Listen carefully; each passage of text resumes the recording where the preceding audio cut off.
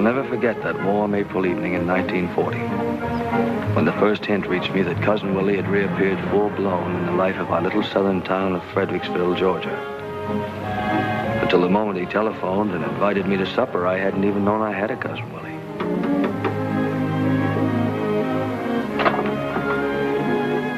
Is this Albert Marbury? Yes, sir. Are you Cousin Willie? I am. Come in, my boy, come in. It's good to see kinfolks again. I used to know you when you were no taller than a duffel bag. Emma, here's your cousin Albert. Good evening, Albert. Hello, Cousin Emma. I didn't know you were going to be here. Oh, yes. Nothing would do Will but that I must keep house for him. You know, we were just talking about you. I declare Will's as full of curiosity as an old cat and tried to catch up on everybody and everything. Let's see, Cousin Will, you're, Your mother's second cousin, Albert. Of course, I remember. Mom talked about you. You sent us a bolo knife from the Philippines one Christmas. I did? Sit down, Albert. Supper will be ready any time now. Thanks.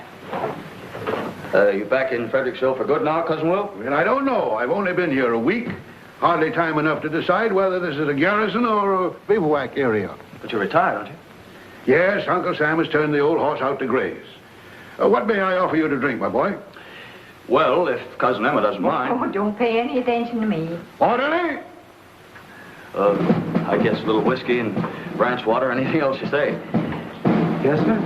Well, 98. Good evening, Mr. Hal. I thought you were working down at the depot. Well, yes, I was till the colonel mobilized me up here. Orderly, bring us 2 rum Tampicos. Yes, sir. Going to get them. It's a nice place you have here. Comfortable quarters. But we were speaking of my retirement, Albert. I confess I've been looking forward to it merely as an assignment to a new post. A new command means a new point of view, new problems, new solutions. You must have a lot of old friends around here, Cousin Willie, enough at least for a good Saturday afternoon poker game. Yes, this post is not wholly without its social aspects. But first, Albert, tell me about Fredericksville. Well, there's nothing to tell. It's just like any one of 100 towns in Georgia. What's the population now? Oh, about 30,000. How many voted in the last election?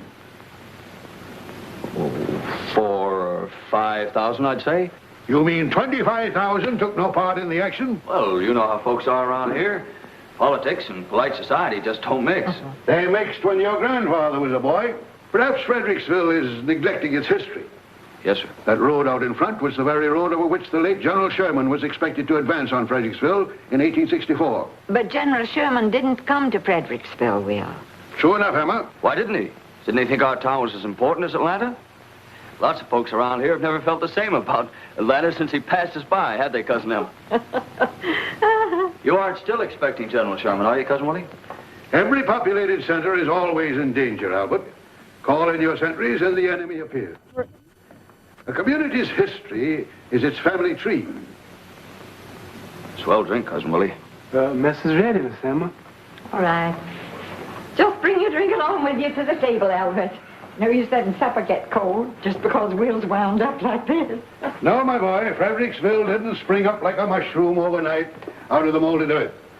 It was wrested by steady hand and steady eye from the reluctant wilderness, wrested from a British king's tyranny, wrested from Sherman, wrested from the noxious mire of defeat and reparations.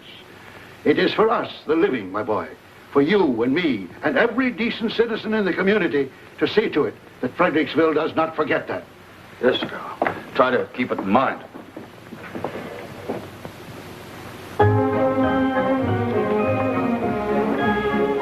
By morning, I had forgotten about Cousin Willie, for it was Confederate Memorial Day. In Confederate Monument Square, the mayor, head of the home folks party which had governed our town for as far back as I could remember, was delivering his usual glowing tribute to the lost cause. I yield to no man in everlasting pride in that gallant band of gray-clad heroes.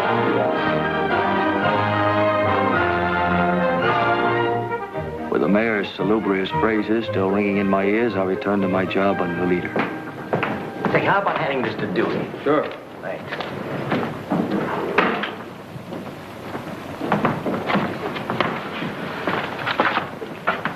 Say, Maybe this isn't going to be such a phony war after all. Give that an 8-column banner, Pete. Nazis sweep through Norway. You got a cigarette, Al? Thanks. What about his honor's tribute to the lost cause? Oh, yes. We mustn't let the war interfere with anything big like that. And to beat that, it's locked. It's tighter than Well, that's the trouble of the world today. No faith in human nature. Why do you reckon a dame would want to lock up a few measly cigarettes? Maybe we should have a chisel. Well, there's one thing you can bet on. Miss Carey would never have done such a thing when she was society editor. No, Miss Carey was one swell old girl. Oh, the salt of the earth. But this new dame... Yeah, and all these fancy things here, Venetian blinds and flowers and rugs. Yeah, just like I say, there ought to be a law against women in newspaper. Louise! Yes, sir. Look at this. How come that other paper up the street gets a full-page ad from Cromarty's and we only get 6 inches? Well, I'll tell you how it is, Mr. Holmes. I know. The news supports the City Hall, and the City Hall tells Cromarty's where to spit. That's about the size of it. Well, it's got to stop, boys. It's costing us money. I want the mayor's speech on page 1. You understand? Yes, sir. What else you got on the stove, Dewey? Well, the British are getting ready to pull out of Norway. No. I mean your locals. Well, Doc Booten says they're going to change the name of the square. What square? Confederate Monument Square. Change it to what? Tulin Square, after old Pud Tulin. So they're going to name the square after that old crook. Hold up your story on that. Right, eavesdropper. Maybe she doesn't understand that he was the founder of the Home Folks Party. I understand plenty.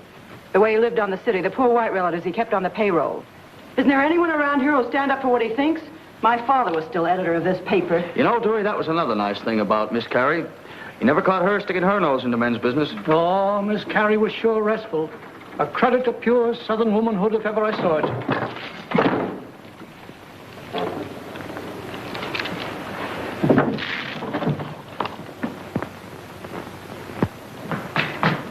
Dewey, I want a Sunday editorial on Pud Tulin. Pud Tulin?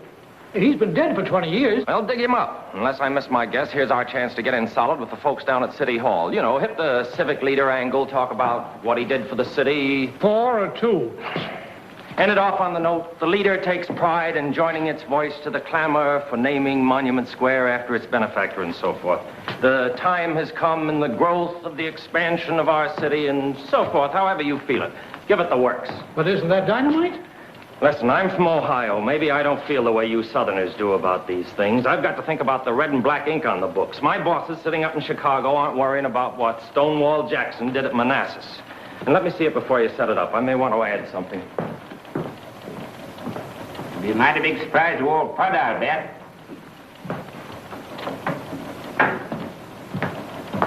Beg pardon? Where will I find the managing editor? Right in there. Thank you.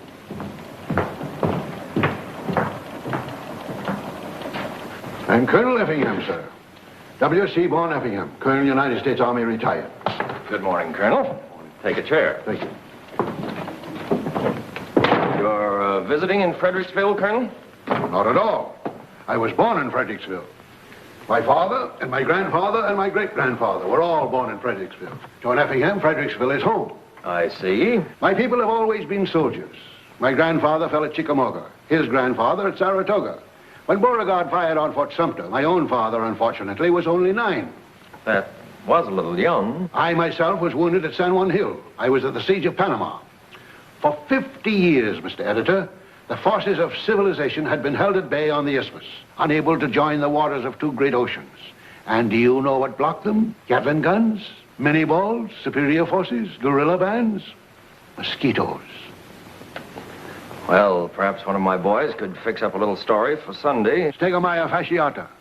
For half a century, the enemy, less than a quarter of an inch in stature, blocked the economic march of a nation of 100 million people. It was insupportable. Well, Colonel... We blockaded General Stegomyia, to wit the mosquito. We cut him off from reinforcements. We hammered his communications. So you're back in Fredericksville for good now, Colonel? We sprayed his concentrations with oil. We screened his wells. We put 5th columns of fish in the water to attack his ammunition dumps. But more of that another day. What I'm leading up to, Mr. Editor, is the possibility of a column of war commentary in your paper. War commentary?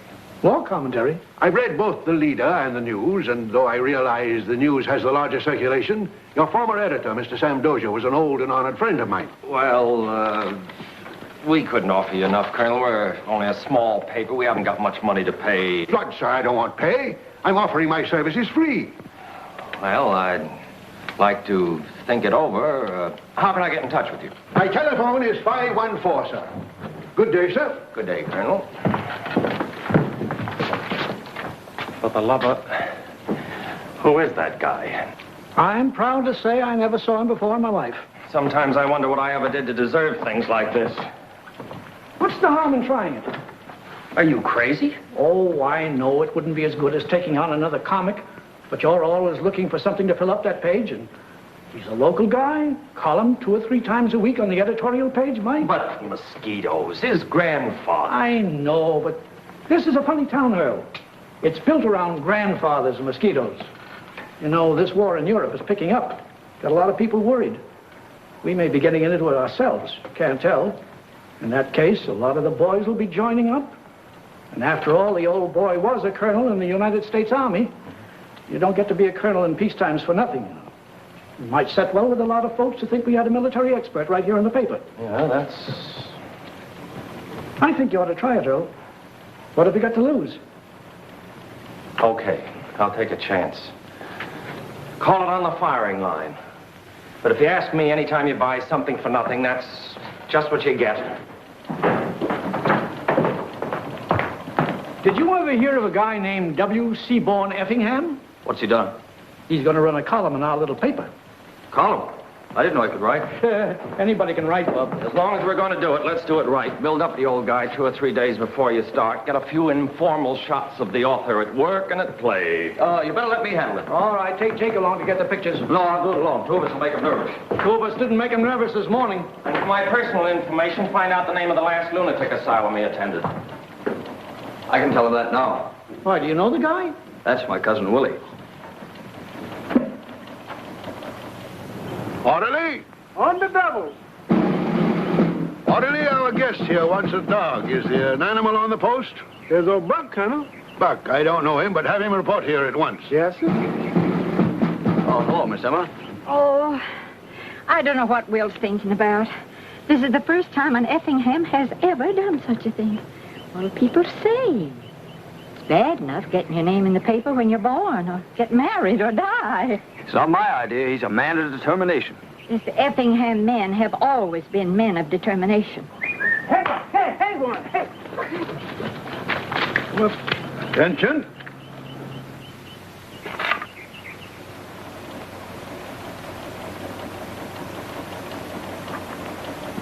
It's got reader confidence written all over it.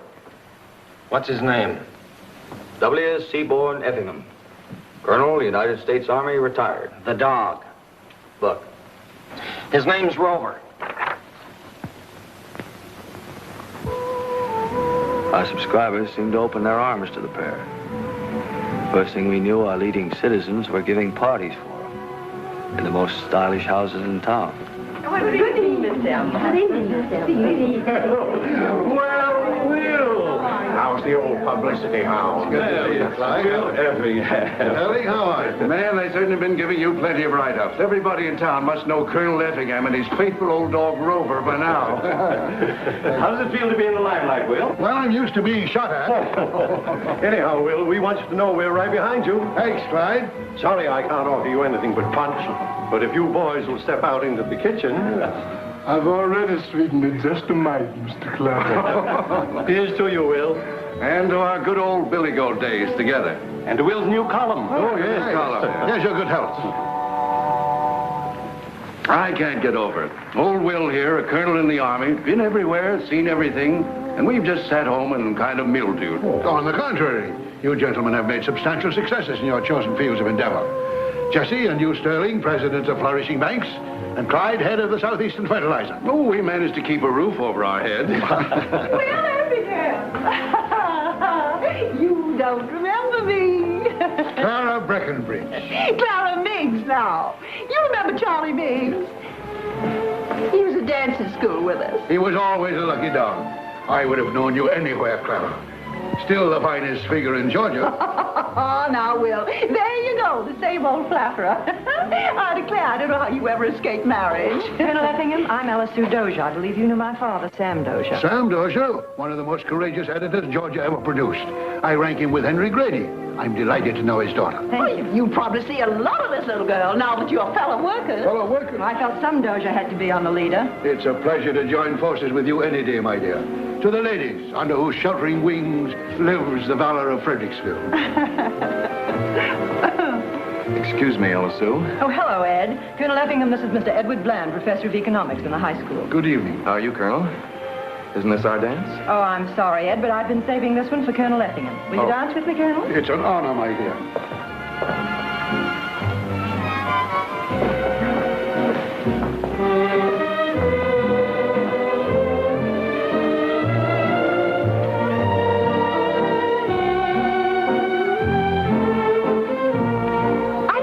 Sacrilegious.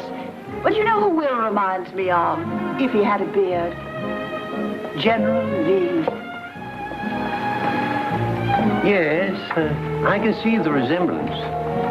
But I'm afraid General Lee wouldn't lend his name to a column in the public print.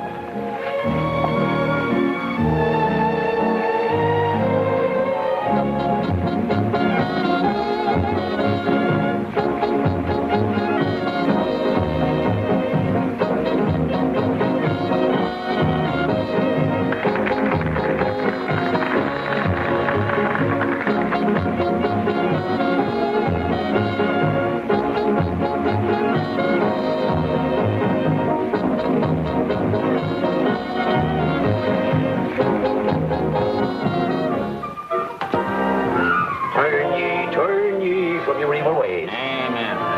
Brother, are you prepared? I am. Hallelujah. Hallelujah. The end of the world comes, brother. Are you saved? I've been saved, brother. Hallelujah. Sin will ruin you. Hallelujah, don't I know it?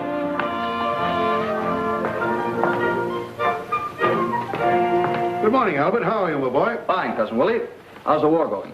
Albert, tell me, does what's his name know about this plot? What plot, Colonel? The plot to name our Confederate Square after that carpetbagger. Well, I couldn't say. The information hasn't been made public yet. Well, let's go tell him. It's time for newspapers to unlimber their big guns. Well, I can't go right now. I have to write a story. Well, I'll go see him myself. Mr. Holtz isn't here. He had to go to Atlanta for the day. Well, surely there's a second in command. No, Mr. Holtz is the man you have to see. There's no hurry. Next time you're in town, why don't you stop by and have a chat with him? Yes, I'm sure he'll be glad to do everything he can. It isn't a question of doing everything he can. A newspaper's run for the good of the community, isn't it? Well... Isn't it? Exactly. Well, on, my boy. Good day, Ella Sue. Then Cousin Willie struck. It was exactly as if he'd hurled a custard pie at the established government. The response to the town was quick and emphatic. What do you make of it? Doc, after all we've done for Earl Holtz, it's like finding a rattlesnake in your bureau drawer. Hello? Is this the leader? Is it true that they're going to rename Monument Square? Well, as far as I can determine, Mrs. Meigs, it's an unfounded rumor. Thank you very much. Yes, we'll do everything we can. Steady desk. No, the colonel doesn't happen to be in at the moment. No. Mr. Holtz is the editor. Yes, he's the man you want to see. What's going on? Oh, I never read his tripe. I just hung it on the hook. I thought the old guy was going to write a war column. Holtz said to give him his head. Here, he's your cousin. Who is Bud Poulin? Never got through the 6th grade. Became interested in politics when working in the cotton mills. Set himself up as head of the home folks party. Robbed this city for 20 years. How does this compare with the contribution of our glorious Confederate dead? Steady desk. Isn't it horrible? Nobody complained about the city government for as long as I can remember. And just as peace and friendship and mutual understanding was taking place between them and us. Glad you liked it, ma'am. The United Daughters of the Confederacy congratulating us. Say, is this cousin of yours just a nut, or is he just a nut? Well, he doesn't understand. Trouble is, he's been in the Army for so long, he just doesn't understand the rest of the world. Give him a chance, he'll catch on. What are you and I going to use for money while he's catching on?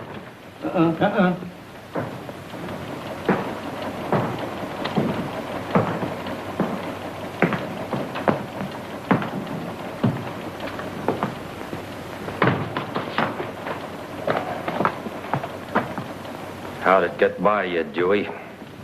Where? City desk. It's for you, Mr. Holtz. Hello? Mr. Holtz, this is Mrs. Clyde Manager. I just want to tell you how terribly pleased I am, how terribly pleased all my friends are with the position Colonel Effingham has taken on your paper in regard to the renaming of Confederate Monument Square. Thank you. Goodbye.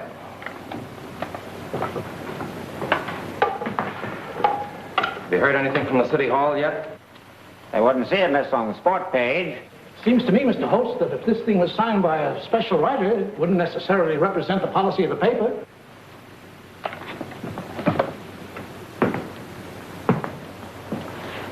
Mrs. Manitou words must have fallen so sweetly on his ear as to undermine his sense of reality. At any rate, his reaction was simply to write a new editorial to fit the circumstances, offered in the spirit of righting a wrong.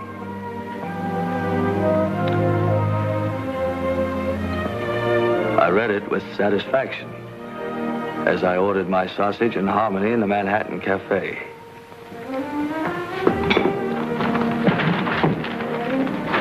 Then I turned the page to Cousin Willie's column.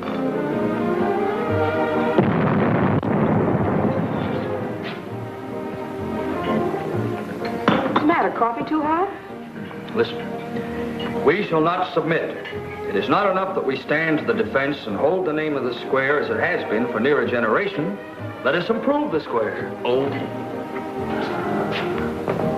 Picture, if you will, in a circle about that shaft of Georgia marble, 13 live oak trees. Oh. Ain't you feeling good, Al? Have you read what he's been up to now? Oh, I think that'll be nice. Nice shade. It's nice to see the leaves blowing in the summertime. Look, every year or two, somebody brings up the question of the trees. Well, where'd we be without trees? You want this place to look like a country town? Well, anyhow, I'm not going to do it. No use bringing the whole thing up again and trying to embarrass everybody. Well, gee, I never heard of a tree embarrassing anybody. What's the matter, Al? Are the begging burned? Now, did you ever read this little piece called On the Firing Line? Yeah, sure, but we always read it. Sort of a nicer fella, huh? And look at the dog. My wife, she cut it from the paper. What are you going to do about all those trees? Little something spent for beauty is a goodbye. Before I read what he says, I never know we had such interesting things in this town. You live in a place and you never know what happens way back. It makes you feel like somebody. You know, the old guy got something there.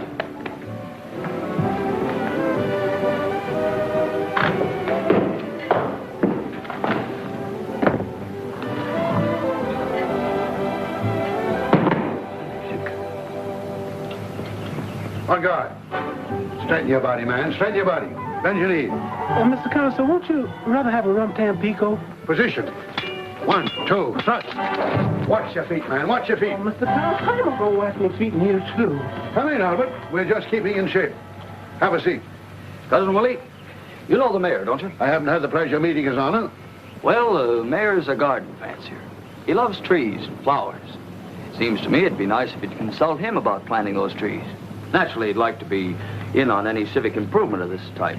You know, take a little of the credit. I don't care anything about the credit. I want the trees. On guard. Touche. They might welcome the chance of the trees just to show their hearts in the right place.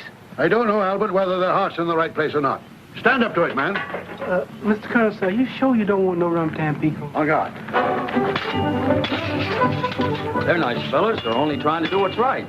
Mustn't forget, Cousin Willie, that they haven't had the advantage of an education and travel and that sort of thing like some of the rest of us have had. You'll be surprised where some of those boys come from. Wouldn't surprise me at all, Albert. But I don't see why our biggest and most important project, the administration of government, should be handed over lock, stock, and barrel to a bunch of incompetents. On guard. But Cousin Willie, I don't think you're quite giving the boys their due. You? When we turned on the malarial mosquitoes in the canal zone, do you think the mosquitoes were not getting their due? On guard. Somebody has to run the government. The citizens won't do it. If it weren't for the Home Folks Party, there wouldn't be any government at all. Is it your impression, Albert, that these people are acting as trustees until such time as the citizens come of age and can take over the government themselves? Well, anyhow, I think you ought to have a chat with the mayor sometime. All right, I will. Orderly, bring the car, please. Can I drop you by your office, my boy? Well, you're not going to see the mayor right now, are you? As soon as I can change my clothes. Well, there's no hurry, Cousin Willie. Any old time will do. Son, when you get to be 65, it's a good time to hurry.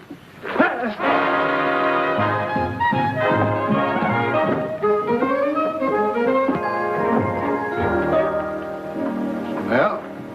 Your name is familiar to me, Colonel, but I can't seem to put my finger just where I've run into it before. Are you here in Fredericksville in connection with national defense? Defense of America is the nearest thing to my heart. What I want to discuss with you, Mr. Mayor, is the desirability of planting 13 trees in a circle about the Confederate monument. You write that column in the leader. I do. I knew your name was familiar to me. Well, Colonel, I tell you what you do. Now, understand there's nobody in Fredericksville that loves trees more than I do. Any kind of beautification appeals to me. But there's a water main under Monument Square that might be disturbed, and you can't dig up a water main just to plant a few trees. Now, why don't you go see Mr. Clemmer, the city engineer? I couldn't do a thing without his approval. It's been nice to see you, Colonel. Anytime I can be of service. Good day, sir. See what I have to put up with? No gratitude. Sometimes I wonder why I ever let him put me up for bear in the first place. I don't blame you, Cousin Ed. And don't you cousin Ed me around here. I'm enough to contend with without relatives. Look, Ed, you're making a mountain out of a molehill. The way to handle these nuts is to agree with them. Let him plant his trees. Are you crazy? Do you want to undermine the whole city government? No, certainly not, Doc. But while we're improving the park, planting the trees, we'll just go one step farther and improve the whole square by putting up the new courthouse. He'll think the whole idea is his.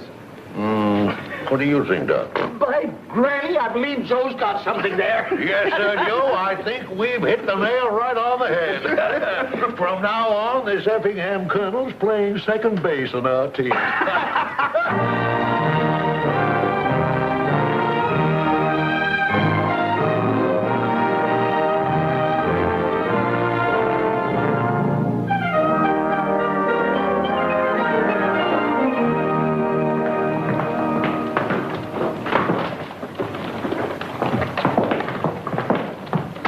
So you're going to tear down the courthouse? I have nothing to do with it. You could stop it. How? You could if you wanted to. Look, the old fire trap's about ready to fall apart anyhow. Well, how'd it wear out so quickly? It's been worn out for years. It just discovered. Well, why didn't you keep it repaired? Look, why do you suppose I'd have anything to do with this? I just tell the facts. Oh, you tell some of them. Isn't it a fact that they've already signed a contract with Bill Silk, the mayor's brother-in-law, to build a new one? I don't know anything about that. Well, you ought to know. That's your job, isn't it? Say, what's the matter with you today, anyhow? I've got a slight case of moral indigestion. You don't understand. The old building's just tumbling down. The floor's unsafe, the stone's disintegrated, the roof's no good. Ah, you sound like somebody in Berlin describing democracy. Do you think every building that's 150 years old is tumbling down? Sure, and if it isn't, it ought to be.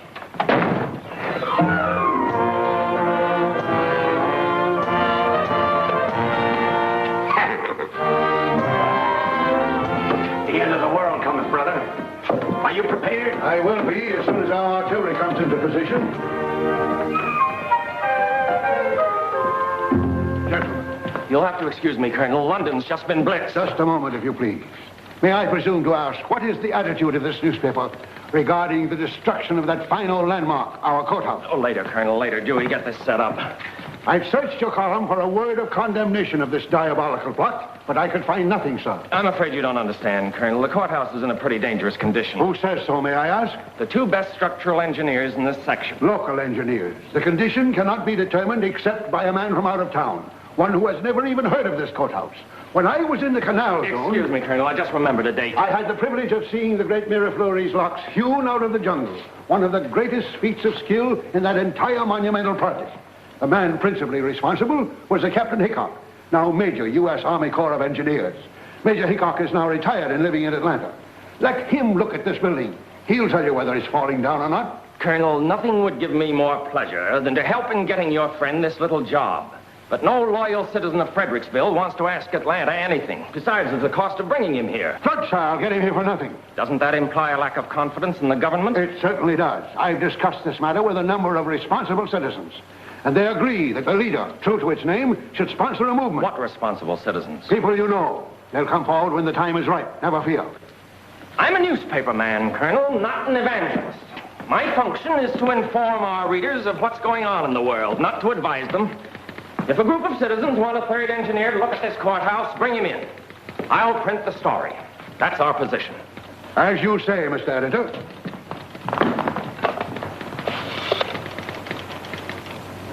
Long distance, please.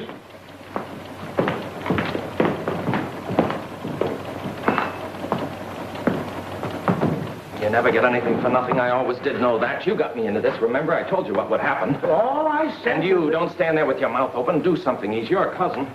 I tell you, no private citizen has the right to go meddling in public affairs that don't concern him, pulling us into it. Confound it, it's sedition. Deputy Major Hickok, Walnut, 1483, Atlanta. Now, I don't want to reverse the charges. Charge it to the leader.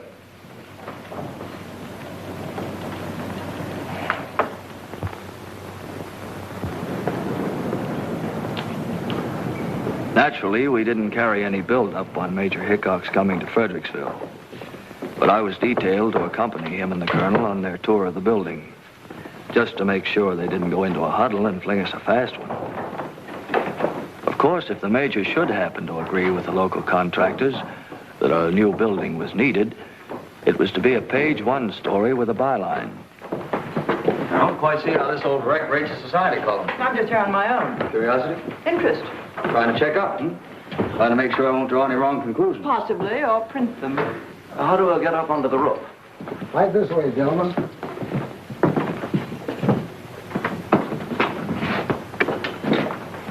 But mind yourselves. You can wait over there. Can I? Won't find anyone socially prominent up there. After you, my dear.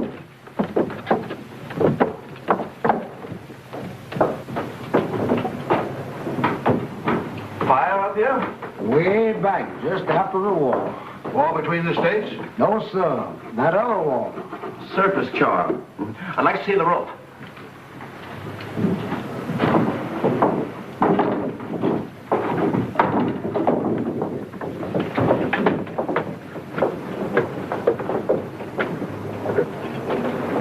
Give me a hand, will you? You don't want to go out there. You'll ruin your clothes.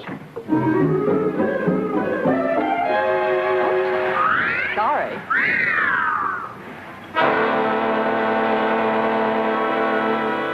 What's the matter with that Effingham colonel, anyhow? Bringing in that old has-been engineer from Atlanta. Is he a rat or something? Wait, let's get down to grassroots. What does this guy own? 5 acres in the country and a $500 Ford. But what sort of business is he in? Maybe we ought to inspect his plumbing. He's retired. What does he live on then? Yeah, he gets a pension from the United States government. He's still got a water bill, hasn't he? Reformers are mighty touchy about water bills. Gentlemen, the question before us is the new courthouse. Exactly. And if we don't watch out, he's going to get people to thinking we're trying to railroad this thing through. The people don't care. I don't know, Doc. You can never tell about that. My idea is to get the jump on him. Call a public meeting. Discuss the whole thing right out in the open. Show him we're not trying to hide anything. But, Ed, you're my brother-in-law, and the contract for the courthouse has already been signed. Don't you worry, Bill. You'll build it. We only want to do what's right and proper.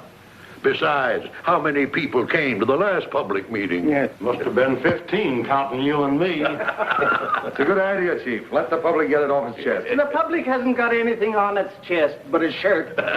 Right, Doc. Suppose you call Holtz around the leader. Let him have the story. We set the meeting for a week from tonight in the courthouse in the Superior Courtroom. Think that'll be big enough, Your Honor? Well, it's not up to us to get a crowd.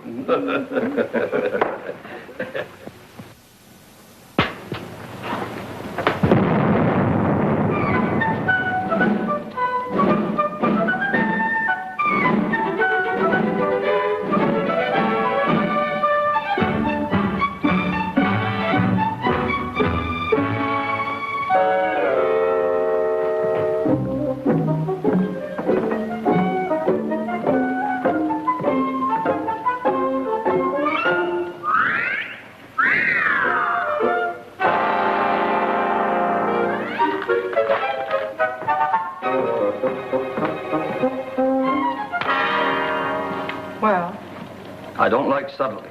Maybe you like petitions. Petitions? Would you like to sign one? I would not. What sort of petition?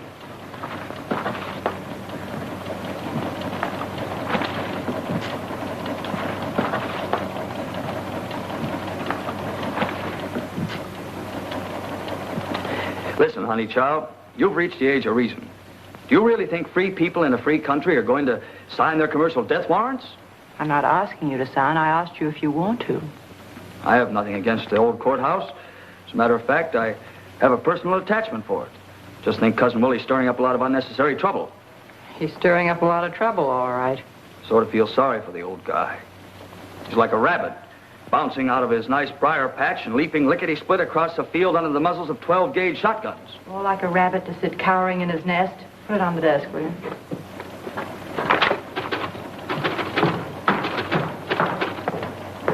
Oh, Al, the National Guard's just got in some new 30 caliber machine guns.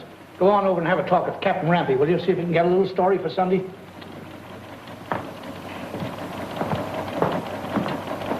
Well, it's water cooled. This is your water jacket, your hose, your water can. It fires from a belt of 250 rounds.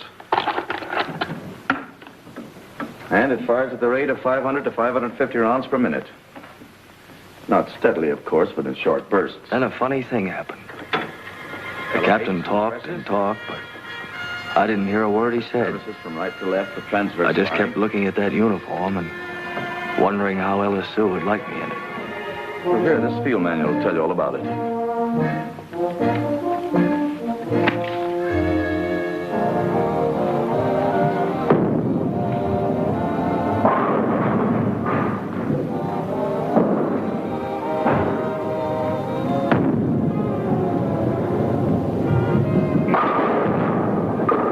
Not bad. Not at all. Well, Professor? How are you, Marbury? By the way, did I tell you... Tell me what? I've offered my services to the government. That's swell, Ed. You what? You are now addressing Private Marbury of the Georgia National Guard.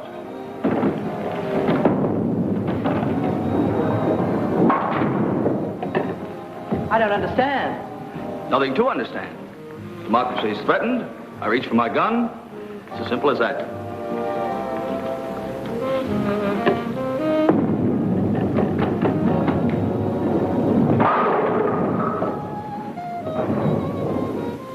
Funny that all of a sudden you should be so much more concerned about democracy in Europe than democracy in Fredericksville. My dear girl, what happens in Europe is directly connected with what happens in Fredericksville. We can't isolate our town and forget all about Europe.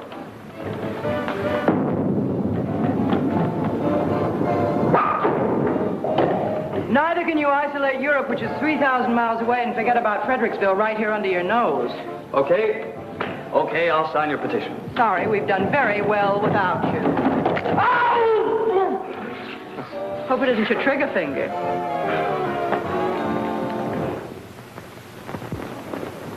Thursday night was more fitting to moonlight and mint juleps than to public meetings. But to everyone's amazement, there was quite a turnout. You stay together, ladies. Mostly widows and old maid aunts. They know as much about running a town as a jackrabbit. Yeah, but they're the talky type.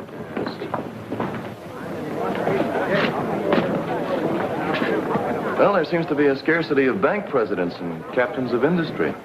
Where's Mr. Clyde Menadue? Probably in a dugout. He usually is when there's any shooting. Mr. Mayor, lady. Hello, boy. Mr. Mayor.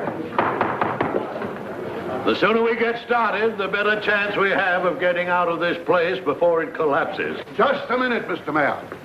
If you please, sir. These ladies have not found seats. Oh, ladies, I think you'll find comfortable seats over by the window.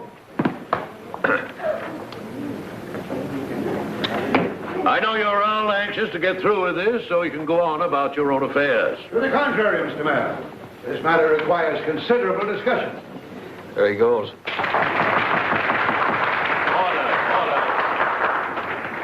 We've invited you here tonight, ladies and gentlemen, to express any opinion you may have as to the disposition of this old building. Now, I'm going to ask the clerk to put into evidence as Exhibit A the reports of 2 independent contractors who have examined the building. All so sweet and legal. Nice-looking couple. Lovely. From that report, ladies and gentlemen, you'll be able to see that it is not a question of what we would like to do with this grand old building. It's a question of what we can do. Mr. Mayor, before presenting a petition to repair this building, I'd like to have your permission to read a report on the state of this edifice. A report by Major Anthony T. Hickok, United States Army Corps of Engineers, retired.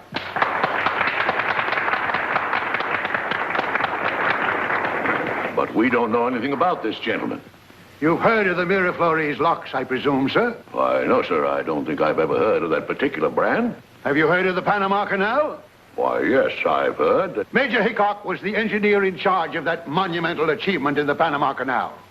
He's examined this building from top to bottom and has filed his report. Has this man a license? Yes, has this man a license? A license? He has a Congressional Medal of Honor. Mr. Mayor, I move that the chair accept the Major's report in evidence. Certainly. I was just about to make the same suggestion. Proceed, sir. That the structure should have been allowed to deteriorate to such an extent as now is a matter of apparent negligence, concerning which it is not my duty to report. But the building is by no means beyond repair. To destroy such a dignified and harmoniously proportioned structure is something which the pride of this community should go to great lengths to prevent. The council will be glad to take this report under its due consideration. Mr. Mayor, I make a motion that the chair call for a rising vote of those in favor of preserving this building. Second of the motion. Just a minute, if you please, Mr. Mayor. Mr. City Attorney. May I inquire if it is in order to call upon this meeting for a vote on a matter which is entirely the responsibility of the duly elected city officials? Does a gathering of citizens require a government license to vote on a public question? Well, I don't deny the right of this or any other anomalous body to express its opinion. But that opinion must not be forced upon the council, which has had the benefit of the advice of competent engineers, known and respected by all of us. This is not a matter in which a pressure group should try to enforce its will. This building doesn't belong to the city council to dispose of as they choose.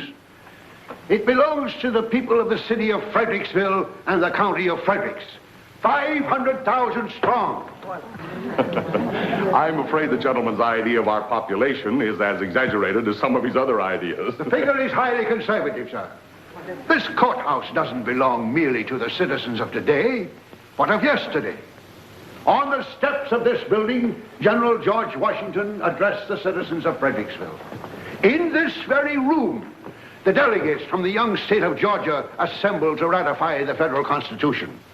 This embodiment of our common memories is a symbol of law and order and of democratic procedure. A symbol of what we fought the revolution for. It represents a heritage of our free government, handed down to us through perilous years. It belongs to every citizen who trod these streets before us. It belongs to every citizen who will tread these streets after you and I are gone, sir. No, the figure is not exaggerated. The only exaggeration is in naming any figure at all. For the owners of this building are as impossible to number as the generations yet unborn.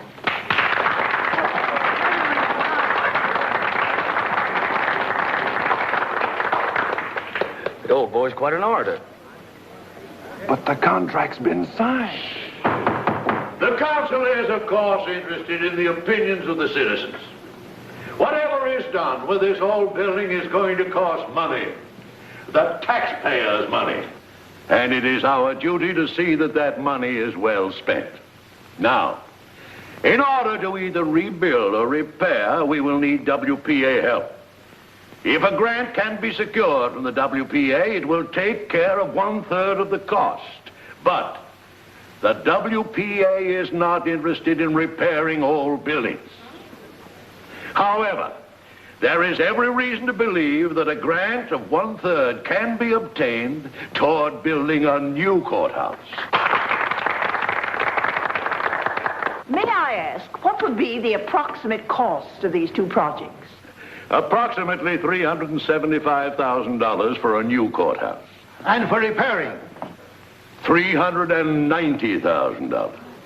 You mean to say it would cost $15,000 less to build a new courthouse than to repair this one? $15,000 on the face of it, ma'am. But when you add to that saving the $120,000 that the WPA will probably grant, you have a total saving to the taxpayers of something like $150,000. Preposterous. What kind of repairs would cost $390,000? It's all contained here, sir, on the report of the architect, which unfortunately is too long to read. This building should be preserved, no matter what the cost.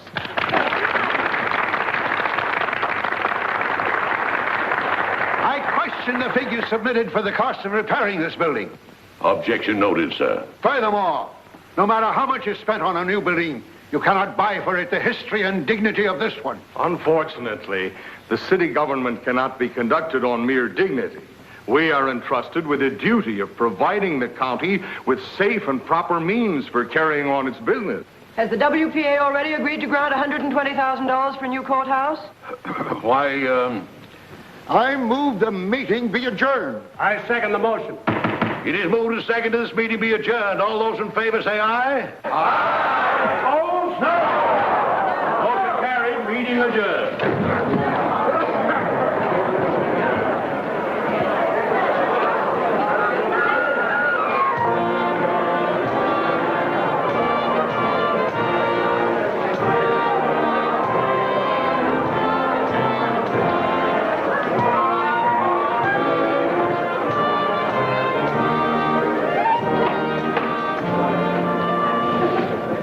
Cousin Emma.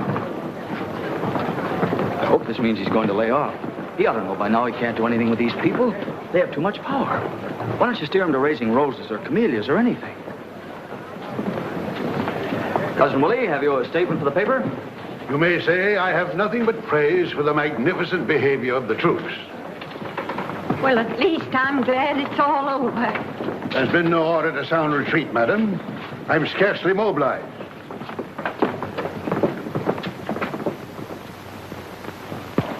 Write an editorial to go with it. Something like, since the WPA refuses to aid in financing the repairing of the old courthouse, even the most sentimental citizen will be practical enough to realize, and so forth and so forth. Lay it on thick. Hey, Chief, look at this. Full-page ad for Sunday from Cromarty's.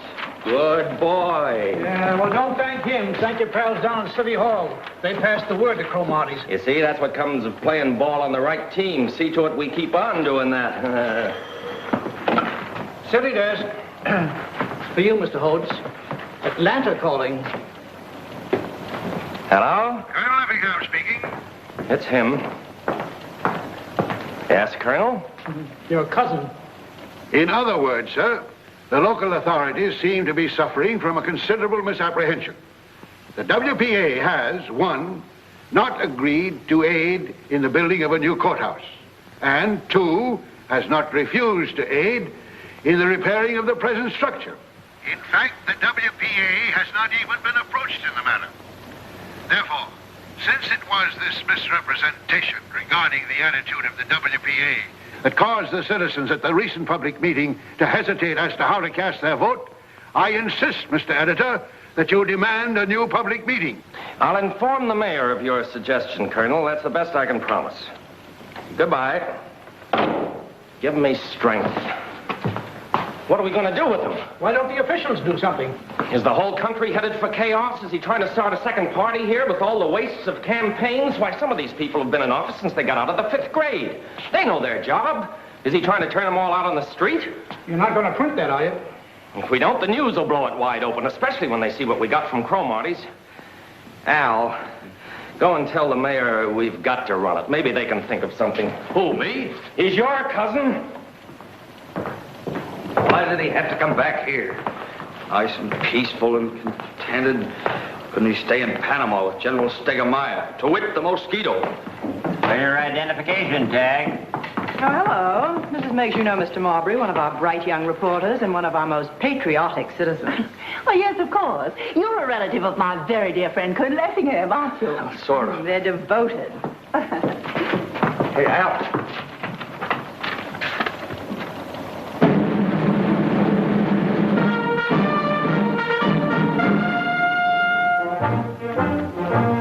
Congratulations. Thanks.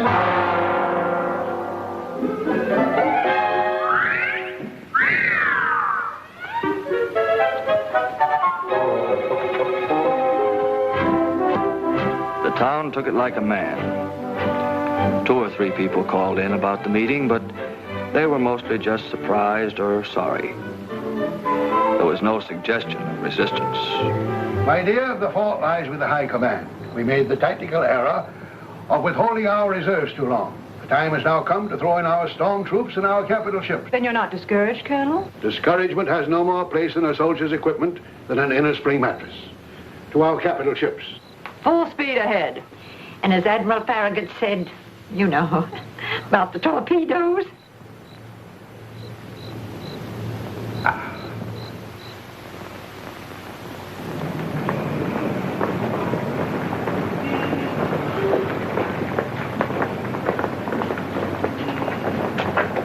Top on the list of the colonel's reserves was his friend Sterling Tignor.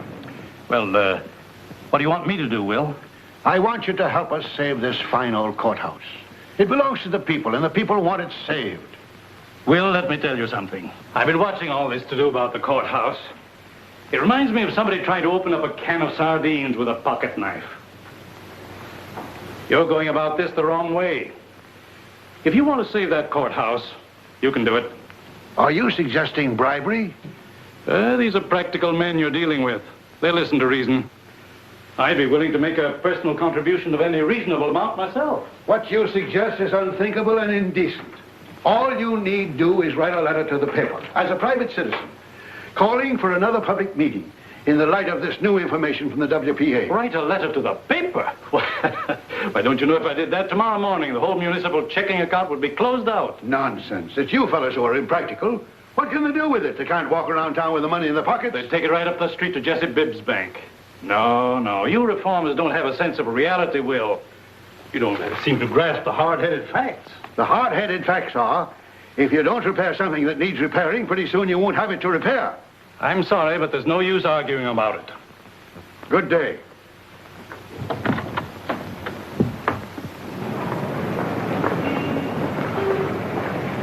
I'm sorry, Will, but you're making a mistake, a great mistake, to antagonize these people. Antagonize? Do you advocate appeasement? No, but what you're proposing is that I stab my stockholders in the back. And that I most assuredly will not do. What about all the widows and orphans who own stock in the Bank of Fredericksville? Fudge, sir. What about all the widows and orphans who own stock in the city of Fredericksville? What are you afraid of, man? No citizen has anything to fear from a politician. The young men of this town will be going off to war soon. They've volunteered to serve their country in time of war. When they come home, they must be prepared to volunteer to serve their community in time of peace. To confront every enemy of progress wherever he shows his head. What sort of example are we going to set them? I'm sorry you won't see this realistically, Will. Idealism is all right in its place, Idealism is everything, Jesse. Without it, you go stumbling along in the dark day after day. It's your match in the Dark Tower. Oh, romantic, then, whatever you want to call it. There's nothing more romantic in any of us than to think we are not romantic. We are such stuff as dreams are made on. Well, never mind. There's one man in this town who sees things the way I do. Clyde Manadoo. He can buy and sell a lot of you bankers, and you know it. I let him call the tune. We'll see if you fellas dance. Yes, sir, I should have consulted Clyde Manadoo in the first place. He'll put a stop to this invasion.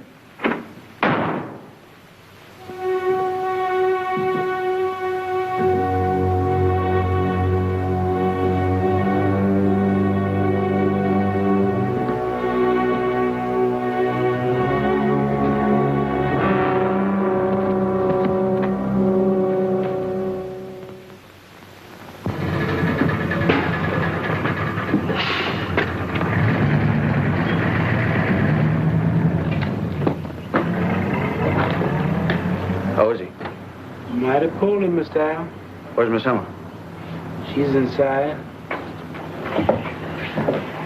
Oh, Albert, thank goodness you've come. Maybe you can do something with him. Any change, Cousin Emma? No, he just sits there staring out the window. Ever since his best friend, that Clyde Manadue, turned him down, the whole fight seems to have gone out of him. He just can't understand it. Clyde Manadue, of all people. Have you been able to make him take his medicine? Yes, that's what worries me. He takes it without hardly any fussing at all. And you know how cranky he used to be about medicine. It's not like Will to give in so easy. Could I see him? Yes, go right on up. Maybe you can do something with him. Oh, stop playing that thing about he can't hear himself think around here. I ain't playing none, Miss Emma. I ain't touched it since the Colonel... Well, then play it. Stop acting like there was a funeral in the house.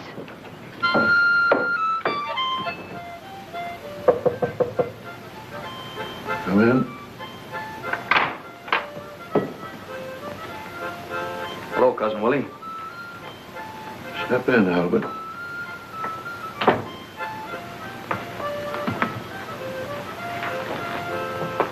I just thought I'd stop by for a minute before we leave. Leave? Yes, sir.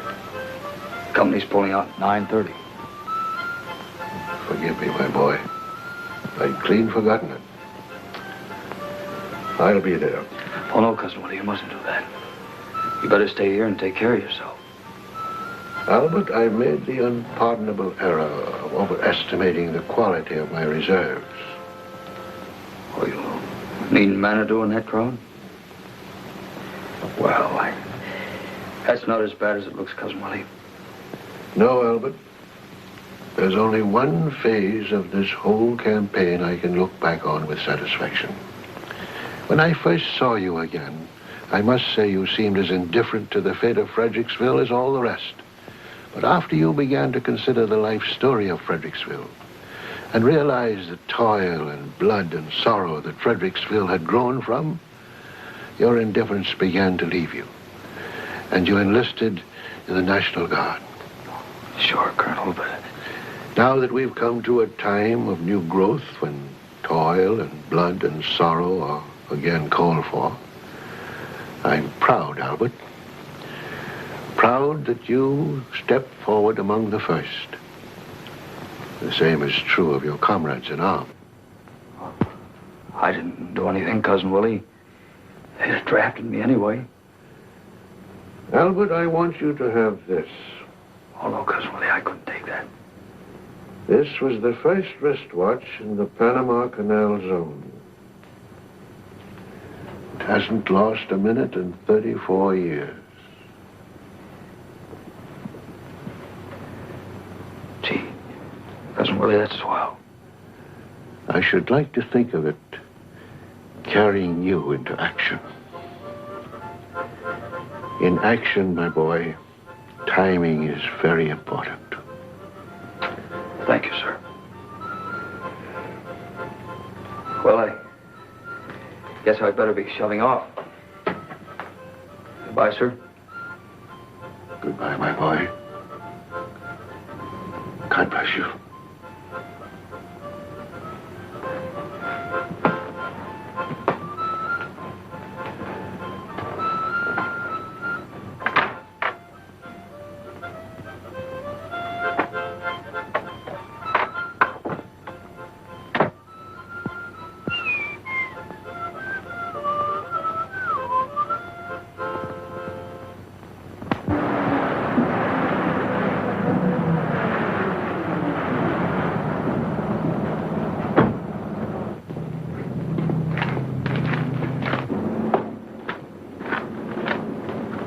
Hello, Dr. Evans. Oh, good afternoon, Albert. Say, Doc, what's the real lowdown on the Colonel? Well, I'll tell you, Albert. He ought to be in a hospital, but I can't do a thing with him. He refused to budge from the house. Is he gonna get well? Not unless we can put some fight back into him. Give him something to get well for. The way he is now at his age, it's hard to say. But we'll do our best. Goodbye.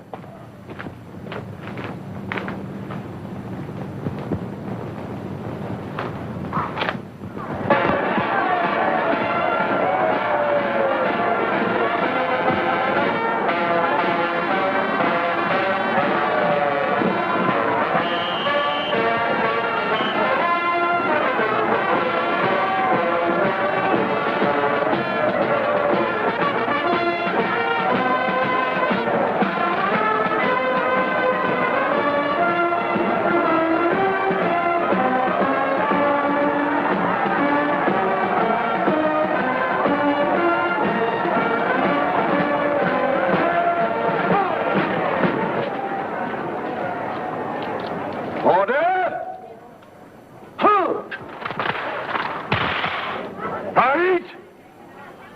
Please! First Sergeant.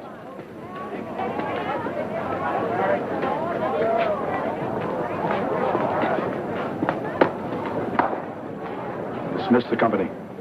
Yes, sir. Inspection, hunt! Port, hunt! Dismissed.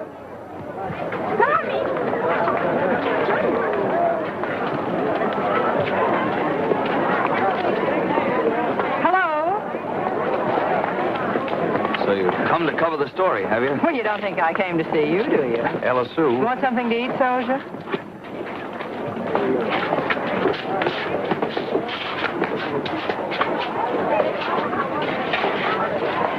Have you a statement for the press?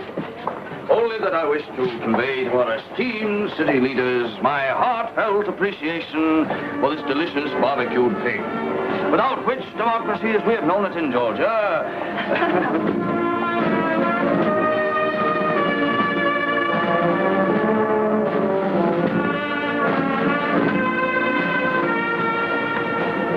You know, I think you ought to hang a service star on the door of the society department. Why?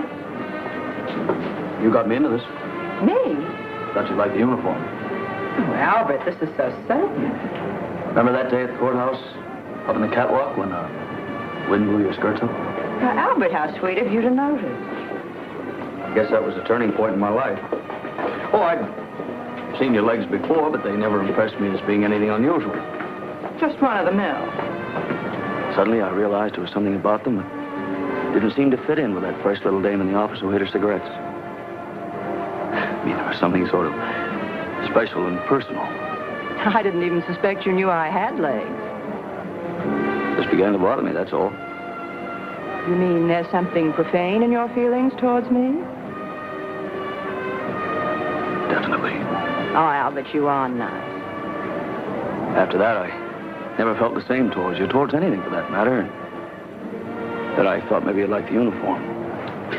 Why didn't you tell me? I reckon I couldn't figure out how to say it without getting serious. Seriousness won't hurt you. Listen, honey child, I'm a Southerner. Seriousness is one thing I'm scared to death of.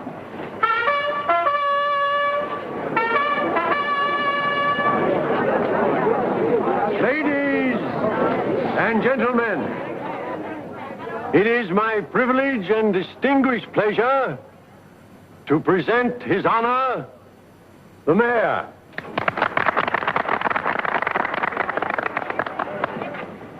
This is a red-letter day in the glorious history of Fredericksville, when the sons of Georgia once more answer the call of duty.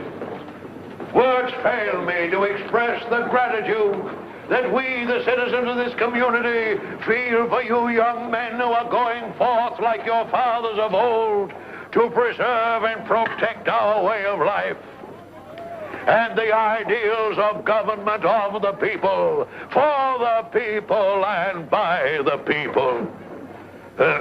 Some of you may even be called upon to make the supreme sacrifice in defense of our ideals and our homes.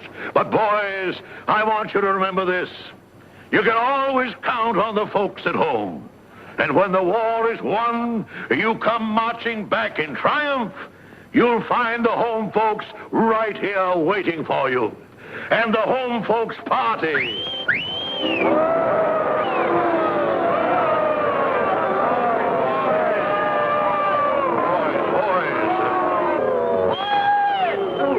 Quiet! I want to make a speech. I've listened to all the bunk I want to. We guys are going out to do a job that's got to be done. Maybe we won't get back in time for the next election. But when we do get back, we want to make sure that we're going to have something to say about what's going on around here.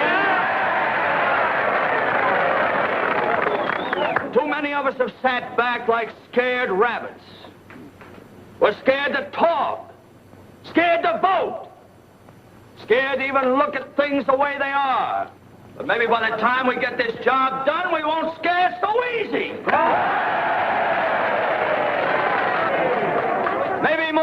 people heard Colonel Effingham than you thought. When an honest man speaks out, you'd be surprised how many people hear him. Maybe they're tired of political tricks and grabs and runarounds and shenanigans. Maybe they want that town run and not run down. And about this courthouse, leave it right where it is. See to it that it's fixed up by the time we get back. If it's not fixed up, we're going to want to know why. And leave Monument Square alone, too. We had enough of pud tooling while he was here in person. Am I right, fellas?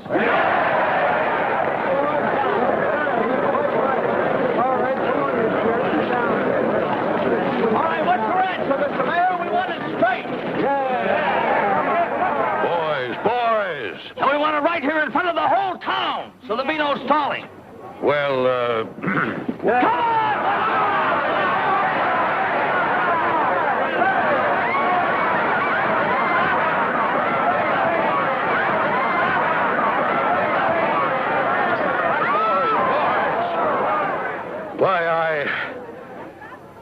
we promised. You know we wouldn't do anything to harm that grand old building. That's all we wanted to know. So long, everybody. Forward. Goodbye, old son. Darling.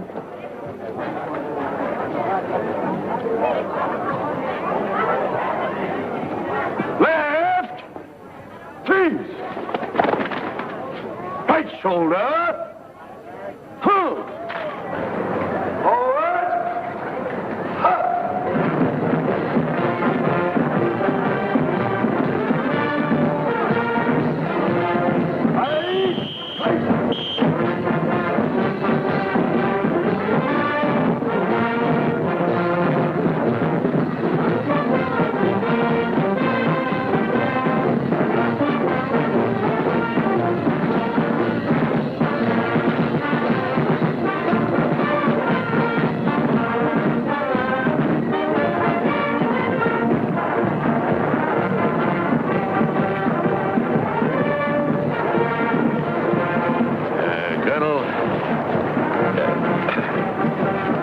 I'm sorry, Will. I was wrong. From now on, you can count on me. And the others, too. Yes, Will. Good luck, Will. Colonel, you want to hurry and get back on the job? We need you. Colonel? Great column, Dewey. I always said so. Oh, that's right, Earl. You did. Always.